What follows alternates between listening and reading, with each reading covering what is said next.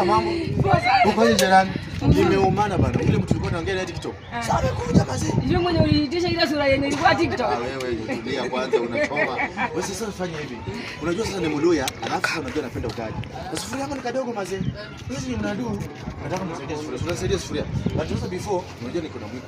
Mungu alikuja kufanya hivi. Nikopesha omena. Patie ganyani TikTok. Sawa sawa. Akienda nitakurudishia. Mbona kila kitu nikukopa? Nyanya iko na bei siwezi kukopa. Hapana, baadaye tunajua tena halali angalia. Usielewe. Kuna halali ndio. Mama mboga sasa na nifanye. Hata sijauza Mimi naye hata nikusaidia hii sufuria.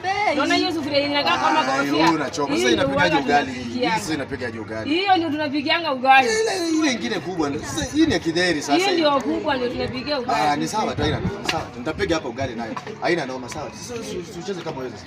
Sasa mimi nyanya. Nyanya utaona 20 bob. Anaona kuna kaofa gani? Na nyanya utaona 20 bob. Haina. 20 bob. Haina. Lakini usikopa sana. Haina noma. Sasa unajua nini kitungo na hapo bado. Sasa ni 150. Au omena? Omena. Unajua ni Muluya apende sukuma nisaidie mboga ya malenge. Pia ama. Au omena. Ni samaki. Ni samaki? Hebu leta harakisha bana, gas kanaisha.